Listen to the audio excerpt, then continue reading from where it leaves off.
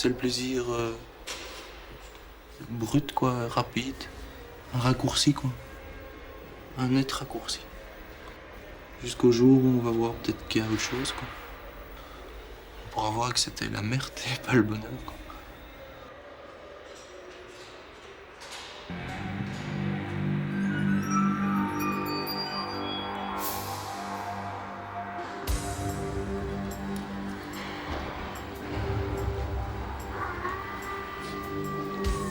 Même si la prison reste une solution discutable pour les toxicomanes, elle leur permet d'émerger, de reprendre conscience de la réalité des choses et surtout de la réalité de leur état.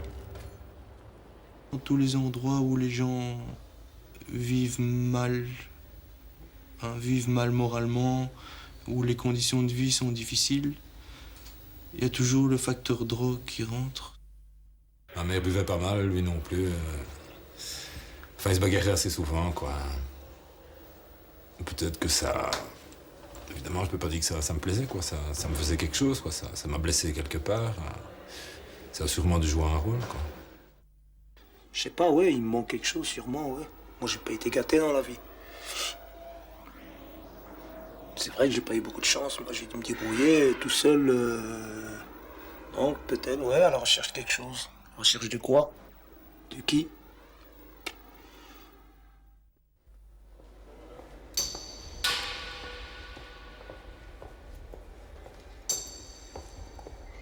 C'est tous les jours courir après de l'argent ou chercher une combine pour pouvoir obtenir le produit. Et il y a plus que ça qui compte. On peut dire que c'est une simplification des choses, bon, mais ça mène à rien, quoi. Ça mène à rien. Il y a la dégradation physique, la dégradation morale. On finit souvent même par vivre dans la crasse, par plus faire attention à soi, les maladies, tout ce qui s'en suit. C'est vrai que c'est une saloperie, ça te prend tout ton temps, ça te prend ta santé, ça te prend ta fierté, ça te prend tout, quoi, mais...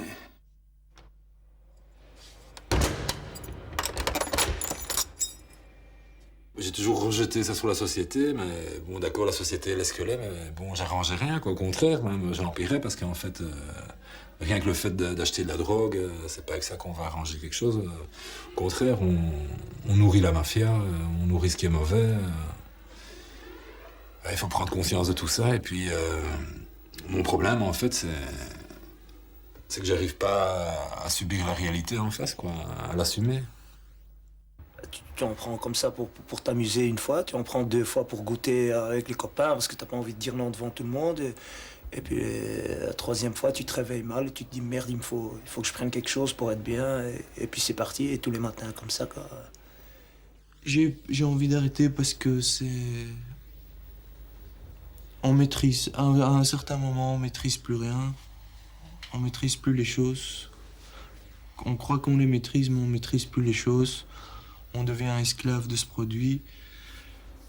Et ce produit, c'est même pas une fuite en soi, c'est tous les jours devoir courir après une fuite.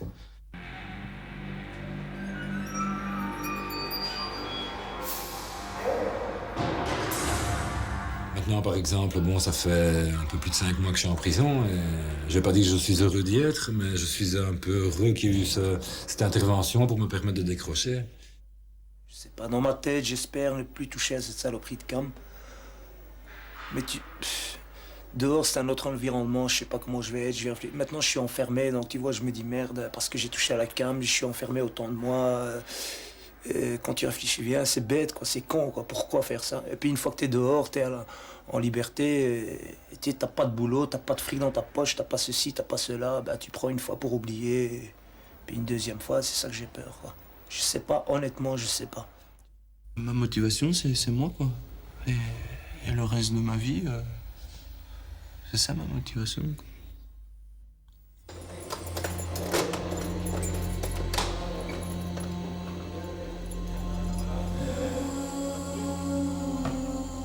Afin de soutenir le toxicomane pendant son incarcération, différents services existent à l'intérieur et à l'extérieur des prisons.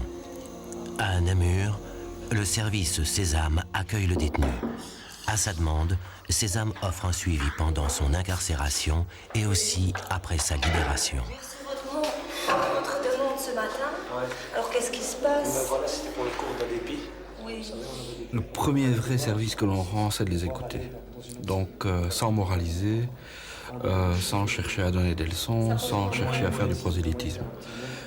Toutes les semaines, ils sont rencontrés au moins une fois par un membre référent de l'équipe. Ça prend le temps qu'il faut, c'est-à-dire des heures qui s'accumulent au fur et à mesure du temps. Et cette écoute prouve que l'on prend en considération l'individu et ses droits. Ça se fait dans la salle des visites, hein? Ok? Alors tu ne t'effraies pas, c'est vrai, quand tu arrives, tu verras, il y a pas mal de personnes, hein? Donc n'importe qui, là, hein, va t'interroger, te demander qu'est-ce que vous comptez faire. Et ça, c'est à toi de défendre ton projet. La base de notre travail, c'est la Déclaration européenne des droits de l'homme. Et donc, pour nous, le toxicodépendant est vraisemblablement un malade. En tout cas, c'est certainement un dépendant. À Bruxelles, l'association Cap-ITI effectue un travail similaire. Plus spécifiquement, une brochure reprenant tous les centres de cure et de post-cure est distribuée dès l'arrivée du détenu. Nous profitons d'une certaine façon du fait que dans les prisons passe un grand nombre de gens qui sont là pour faire de drogue, un grand nombre de toxicomanes. Et le premier objectif que nous visons, c'est effectivement de les mettre en contact avec le monde thérapeutique. Donc de donner cette information sur le monde thérapeutique. Quitte à ce qu'ils exploitent à partir de leur incarcération, en vue d'une sortie, cette information qu'on leur donne. Bien, ils ont demandé la condamnation la plus lourde, donc 5 ans. Oui. Là-dessus, 3 ans de sursis, Oui. 2 ans d'emprisonnement ferme. Mais là, ils ont été très tolérants. Sur les 2 ans, ils demandent 4 mois en prison et les 20 derniers mois dans un centre de Montchoix. Maintenant, un centre de Montchoix, ils ont quand même cité comme exemple Trampoline. C'est ça qu'on avait déjà vu. Donc il y a une souffrance qui n'est pas, elle n'est pas physique, quoi, hein, mais elle est très profonde. Quand même, c'est quand même le cas de presque tous les toxicodépendants. Donc c'est moins de la curiosité qu'autre chose. C'est moins de la curiosité, comme on le dit. Et cette souffrance, bon, ben effectivement, au lieu de faire une cure de sommeil, on fait une cure d'héroïne. Réo?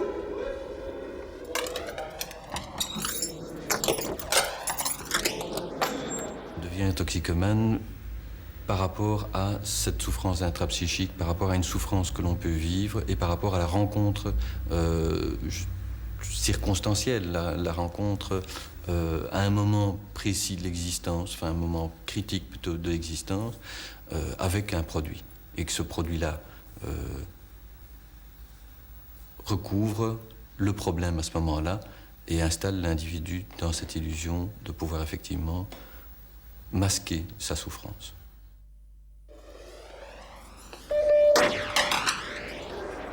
Qu'est-ce qui fait qu'il va arrêter? Mais justement qu'on l'est tellement bien écouté, dans le sens où c'est une écoute profonde et sincère, qu'il s'est rendu compte qu'il prenait enfin une importance et que la référence, pour lui, ce n'est plus la drogue, c'est quelqu'un d'autre. C'est des professionnels qui lui ont dit « Écoutez, vous n'êtes pas un petit malade, etc. Ça n'a rien à voir, mais vous êtes quelqu'un qui n'est pas encore dans sa peau. Ok, allez-y, faites votre mutation, hein, et allez-y, quoi. Vous allez devenir le type que vous aviez l'envie d'être quand vous étiez enfant. » Au fond, les interventions des associations ne sont là que pour étayer cette motivation et l'aider à déblayer des choses. À déblayer des choses, à voir peut-être plus clair par rapport à ce que représente la toxicomanie pour le toxicomane, ce qu'elle signifie plus intrapsychiquement pour lui, et à un certain moment pouvoir, je dirais, lui gérer sa toxicomanie dans une solution qu'il se propose lui. La sortie de prison se présente souvent comme une épreuve difficile. Il n'y a pas de formule magique. Si l'on veut arrêter la toxicomanie, il ne faut compter que sur soi. Le chemin sera long et difficile. Cependant, des associations sont là pour vous épauler tout au long de cette épreuve. Le toxicomane a déjà pu prendre contact avec elle lors de son séjour en prison. Il existe de multiples possibilités d'aide, que ce soit pour une cure, pour un suivi médical ou psychologique, pour trouver du travail, ou même, comme ici, au niveau du logement. Il y a moyen de vous trouver un hébergement quand même pour ce soir. Hein. Sinon, vous n'avez pas de dépannage comme ça pour jusqu'à ce soir. Hein. Donc, il faudrait vous trouver un endroit. On va visiter maintenant un exemple des logements de passage dont nous disposons.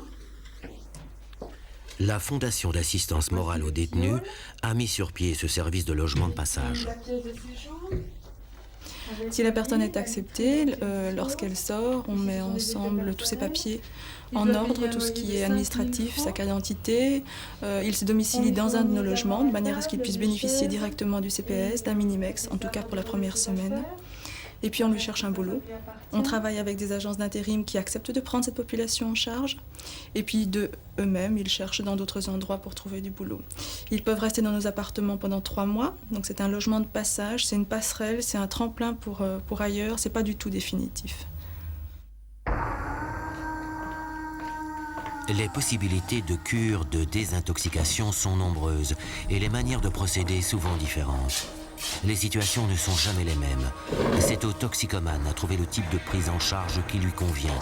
Comme par exemple celle que propose ici le centre d'accueil et de traitement du Solbosch à Bruxelles, mieux connu sous le nom de CATS. Mais je pense effectivement que des associations comme ce type-ci peuvent donner un petit coup de pouce à un gars qui sort de prison. Mais c'est effectivement le petit coup de pouce, c'est-à-dire que c'est l'élément déclenchant qui pourrait faire qu'il pourrait penser à autre chose. Mais c'est pas parce qu'il va se retrouver ici que automatiquement tout va s'évaporer et que tout va aller pour le mieux dans le meilleur des mondes, quoi, loin de là. Parce que bon, arrivé ici, on va quand même lui demander pas mal de choses au niveau de sa personne et de sa personnalité. Il va devoir se découvrir peut-être lui-même ou se redécouvrir et puis se reconstruire. Il y a d'abord quelques réunions préliminaires pour l'entrée dans le centre parce qu'il n'y a pas beaucoup de place et que l'équipe doit se faire une idée de la motivation du candidat. Alors je suis venu à peu près pendant 1 mois à des réunions toutes les semaines.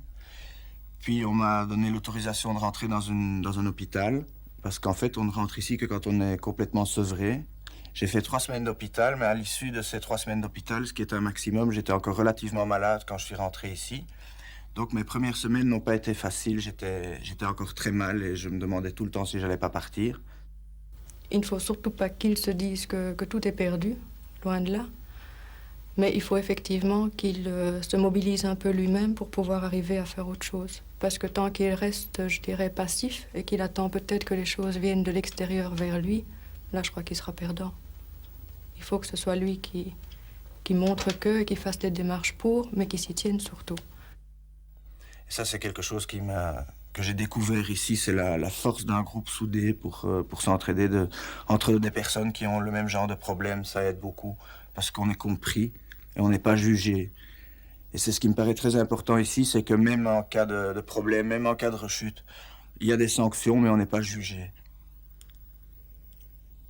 On n'a pas l'impression que pour autant les thérapeutes ne vous aiment plus ou que vos amis vont vous rejeter. C'est quelque chose qui fait partie du déroulement normal d'une cure, d'avoir des rechutes.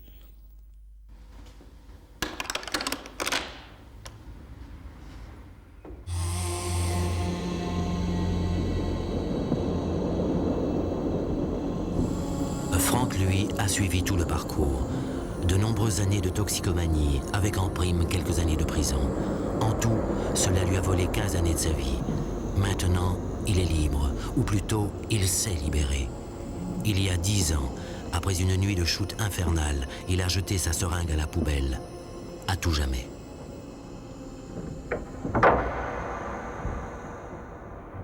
Pendant 2 ans et demi, je suis resté en prison, donc j'ai essayé d'orienter mon énergie vers autre chose et d'arrêter le suicide, parce que finalement, c'est un suicide. Et alors, il ne faut pas que ça dure 10 ans, quoi. Ou bien on se suicide vite, ou bien on vit. Et si on vit, faut arrêter. Pour moi, ça a été aussi physique, quoi. Il y a un moment, je pouvais plus, c'était trop. Mon corps ne supportait plus. Et donc ça m'a aidé aussi, mais de toute manière, c'est quand même un monde tout à fait à part. Quand on vit dans le monde des junkies, quand on est dans ce monde-là, on s'en rend pas compte, mais une fois qu'on en sort un peu, on n'a pas envie d'y retourner, quoi. C'est sûr que c'est une ambiance de mort, quoi.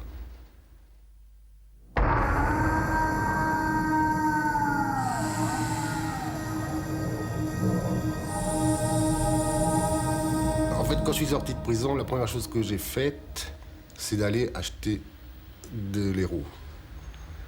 2 ans et demi après, j'en avais toujours envie. Et je suis parti à la campagne, mais avec ma petite provision. Et donc, j'ai mis 6 ans à arrêter complètement. Mais j'en ai jamais repris comme j'en avais pris avant. D'abord parce que je m'étais éloigné exprès des sources, que j'avais plus les moyens. Et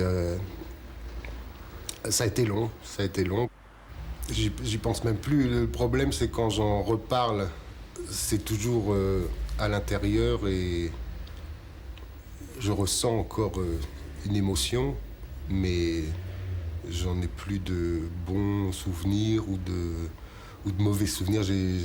C'est fini, quoi. C'est fini, mais c'est une partie de ma vie qui a duré quand même assez longtemps. Donc, je peux pas gommer.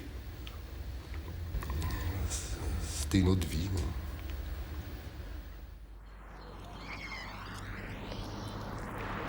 Aujourd'hui, Franck a une femme, 2 enfants, un boulot. Il a gagné la partie. Il a gagné sa partie. Pour arrêter la toxicomanie, il n'y a pas de règle, pas de formule. C'est à chacun de trouver sa méthode. Il faut se battre avec tous les moyens mis à sa disposition. Le combat sera long, mais ce qui est sûr, c'est que la liberté est bien là, tout au bout du chemin.